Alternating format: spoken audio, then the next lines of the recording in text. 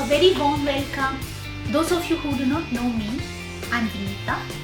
In this video, I'm sharing a granola recipe. Granolas are very versatile.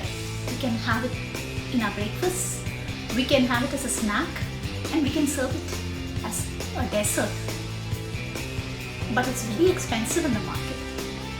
But it's super easy to make at home. So without much ado, let's dive right into the video. Trust me friends, if you try this recipe, you will never ever again buy granola from the market. First let me walk you through the dry ingredients required. So we need around 1.5 cup rolled oats, not the quick cooking oats but the rolled oats, and we need around half cup of sliced walnuts, half cup of silvered and or sliced almonds, quarter cup each of flaxseed and pumpkin seed, and quarter cup of shredded coconut, and we need quarter cup maple syrup, 3 tablespoons of brown sugar, and 2 tablespoons of coconut oil. This is wet ingredients. And for dry fruits, I have taken golden raisins and cranberries and black currants. And for flavoring, half teaspoon salt and quarter teaspoon cinnamon. Now I washed all the ingredients, so I am going to toss it in 1 teaspoon of clarified butter so that all the moisture is removed. So I keep tossing it continuously so that it doesn't get burned, and I'm waiting for it to turn a light tinge of golden brown and it swells up. Then I stop and set it aside. Then to a bowl I'm adding all the dry ingredients and I'll be mixing it all.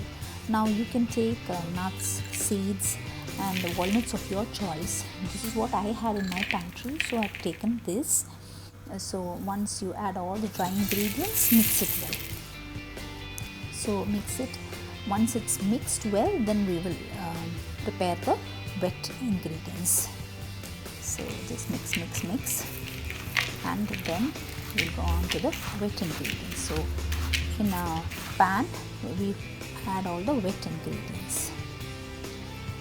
Once you add all the wet ingredients, for flavor, the salt and cinnamon we will put into the wet ingredients itself, and then we will put it on the stove and bring it to a boil. So let me first mix everything in, and then I'll put it onto the stove and bring it to a boil. Once it boils, just switch off the flame, just to bring a boil, that's enough. And then we will transfer the dry ingredients onto this. So let's first mix this, mix till the sugar gets dissolved. Put it on the stove. Once it boils, switch off the flame immediately. Now switch off the flame and then mix it. Now transfer all the dry ingredients onto this wet ingredients. And then you will feel that the dry ingredients is more, but just keep mixing, and then you will see that slowly the wet ingredients start getting coated onto the dry ingredients. Now the color, as you see, is not yet coated, but once it all gets coated, the color will change. Just till then keep mixing. See, I'll be mixing and you can just watch for that. See, I'm mixing it, and then see, you can see now the color is changed. Once it's all mixed and coated well, then I will be preparing the tray. Mine is a convection oven and I'm baking in a non-stick tray, so I have not lined it with a parchment paper. But if you are baking in a tray, it's not non-stick, then please line it with a parchment paper. And then I'll be baking in the oven for 180 degrees for 30 minutes. Each 10 minutes I'm going to remove and sort of toss it so that it will be evenly baked. I'm just leveling it up, and then I'll preheat the oven. Now I have preheated the oven. As I said, my oven is a convection oven, so I'm preheating to 180 degree, and is being preheated. You can hear the sound behind. Once it's ready, I'll hear a beep and then I'll put this to bake. And I'll bake for 10 minutes and then I'll remove it and then toss it. So now it's baking, 5 minutes up. Yeah, it's 10 minutes is over. Now I'm just tossing it up. Yeah. So because the sides get done first and the top layer. So you want to be evenly baked. That's why you're doing this. And bring all that is in the side to the center.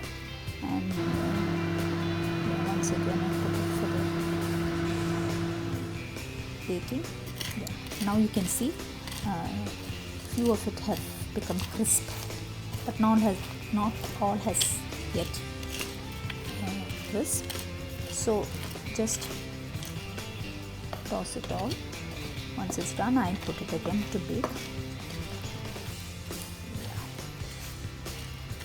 Yeah. Mix it well, and I'm putting it into the oven once again. And now see, you can see that a golden brown.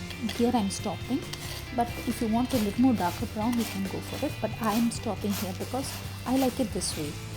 It's all crisp. When you remove, you feel it's not done, but once it cools, you see that all are well done and it's crisp. Okay, once immediately I'm going to add now the dry fruits and mix it again when it's hot itself.